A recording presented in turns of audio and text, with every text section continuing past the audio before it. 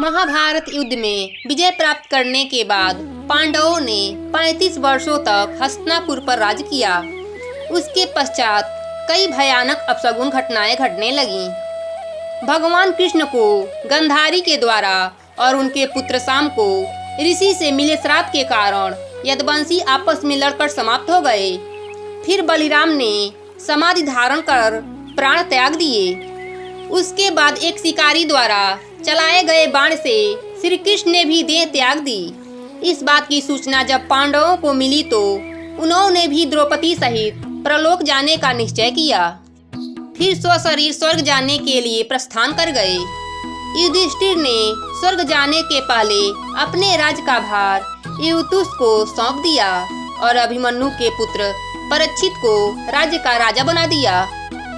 इसके बाद पांडवों व द्रौपदी ने साधुओं के वस्त्र धारण किए और स्वर्ग जाने के लिए निकल गए।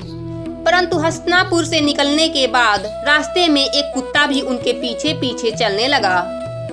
यह देख अर्जुन, भीम, नकुल और सहदेव को बड़ा ही आश्चर्य हुआ। तब युधिष्ठिर ने उन्हें बतलाया, मेरा स्वामी भक्त कुत्ता है। फिर पांचों पांडव द्रौपदी सहित अनेक तीर्थों, नदियों, समुद्रों की यात्रा करते करते आगे बढ़ने लगे। चलते चलते लाल सागर तक आ गए। परंतु अंतिम यात्रा के समय भी अर्जुन अपनी धनुष और अक्षय तरकसों के लोभ का त्याग नहीं कर पाए थे, जिस कारण लाल सागर के पास अग्निदेव प्रकट हुए और उन्होंने अर्जुन से धनुष और अक्षय तरकस को त्याग करने को कहा। तब अर्जुन को न चाहते हुए भी इन दोनों का त्याग करना पड़ा। फिर पांडवों ने पृथ्वी की परिक्रमा करते हुए उत्तर तरफ की यात्रा आरंभ की। इस तरह यात्रा करते करते पांडव हिमालय तक पहुंच गए, जहां उन्होंने केदारनाथ में भगवान शिव का दर्शन किया। फिर भगवान शिव ने उन्हें स्वर्ग का रास्ता बतलाया। पांडव आगे बढ़े तो उन्हें बालू से भरा समुद्र मिला। इसके बाद उन्होंने सुमेरु पर्वत के दर्शन किए। फिर वह स्वशरीर स्वर्ग की ओर बढ़ने लगे। तभी इंद्रदेव प्रकट हुए और उन्होंने पांडवों से कहा, मैं तुम लोगों को लेने आया हूँ। तब युधिष्ठिर ने कहा, प्रभु क्षमा करें, हम लोग आपके साथ स्वर्ग नहीं जा सकते, क्योंकि हम सभी मनुष्य हैं और हमें अपने बल पर ही स्वर्ग की यात्रा करना उचित रहेगा।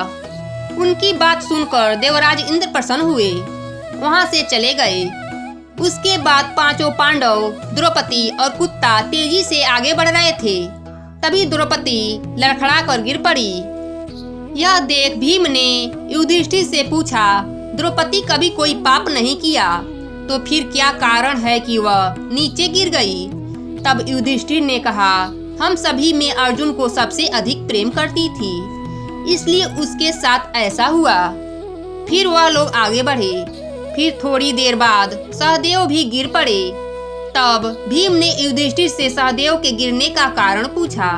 तब युधिष्ठिर ने बताया, सहदेव अपने जैसा विद्वान किसी और को नहीं समझता था, इसी दोष के कारण इसे गिरना पड़ा। कुछ देर बाद नकुल भी गिर पड़े। फिर भीम के पूछने पर युधिष्ठिर ने बतलाया कि नकुल को अपने रूप पर बहुत अभिमान था, इसलिए आज इसकी यह गति हुई है। उसके थोड़ी देर बाद अर्जुन भी गिर पड़े। यह देख युधिष्ठिर ने भीम को बतलाया, अर्जुन को अपने पराक्रम पर अभिमान था। अर्जुन का मानना था कि वह एक ही दिन में शत्रुओं का नाश कर देगा, लेकिन ऐसा कभी नहीं कर पाया और इसी अभिमान के कारण अर्जुन की आज यह हालत हुई है। फिर कुछ देर बाद भीम भी गिर पड़े। जब भीम ने युधिष्ठिर से इसका कारण पूछा तब उन्होंने बतलाया कि तुम खाते बहुत थे और अपने बल का झूठा प्रदर्शन करते थे, इसलिए तुम्हें भूमि में गिरना पड़ा। ऐसा कहकर युधिष्ठिर आगे चल दिए। अब बस वह कुत्ता ही उनके साथ चल रहा था। थोड़ी देर चलने के बाद युधिष्ठिर स्वर्ग के द्वार पर पहुंच गए।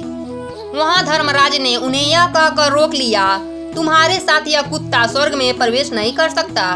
धर्मराज की बात सुनकर युधिष्ठिर ने कहा, यह कुत्ता मेरा परम भक्त है, इसलिए इसे भी स्वर्ग जाने की आज्ञा दीजिए। लेकिन उन्होंने ऐसा करने से मना कर दिया। तभी कुत्ते के रूप में यमराज अपने वास्तविक रूप में आ गए। युधिष्ठिर जिसे अपना स्वामी भक्त कुत्ता समझ रहे थे, वह असल में धर्मराज थे। धर्मराज बहुत प्रसन्न हुए। इसके बाद धर्मराज युधिष्ठिर को अपने साथ स्वर्ग ले गए। स्वर्ग पहुंचकर युधिष्ठिर को बड़ा आश्चर्य हुआ कि वहां दुर्योधन भी दिव्य सिंहासन पर बैठा था, जबकि द्रौपदी और उसके चारों भाई नहीं थे। यह देख युधिष्ठिर ने देवताओं से कहा, मेरे भाई और द्रौपदी जिस लोक में गए हैं, मैं भी उसी लोक में जाना चाहता हूँ। मुझे उनसे उत्तम लोक में नहीं रहना है। देवताओं ने कहा, आपकी यही इच्छा है तो आप इस देवदूत के साथ चले जाइए, यह आपको वहाँ पहुँचा देगा। युधिष्ठिर उस देवदूत के साथ चल दिए। तब देवदूत युधिष्ठिर को ऐसे मार्ग पर ले गया जो बहुत ही दुर्गम और खराब था।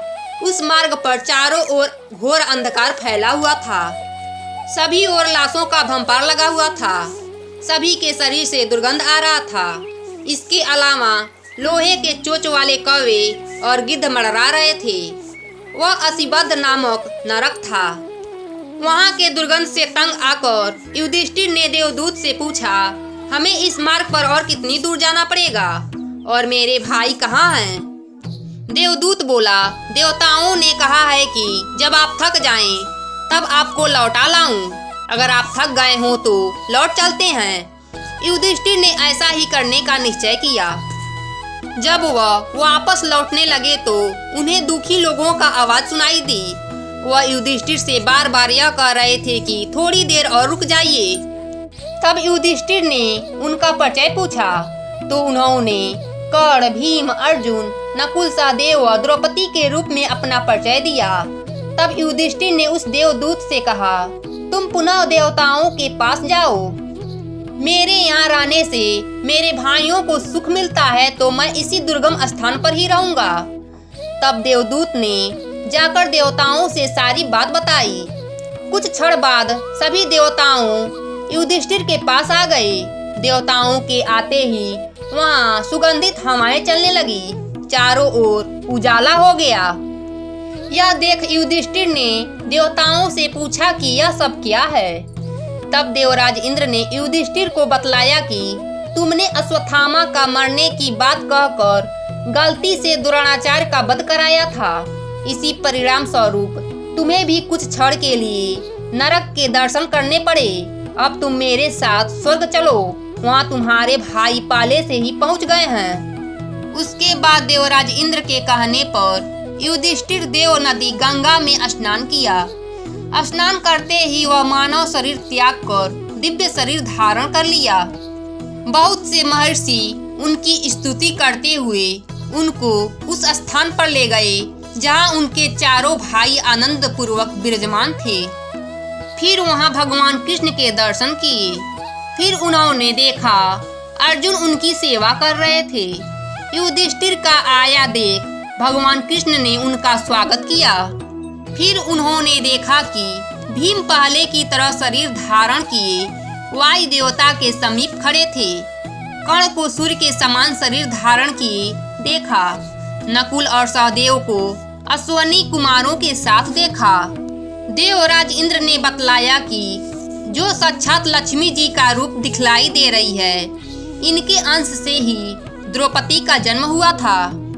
देवराज इंद्र ने युधिष्ठिर को युद्ध में मारे गए सभी योद्धाओं को विस्तार से बतलाया। इस प्रकार युधिष्ठिर अपने भाइयों और सबके साथ आनंद पूर्वक रहने लगे। दर्शकों, मैं आशा करती हूँ कि महाभारत से जुड़ी कथाएं आपको पसंद आई होंगी।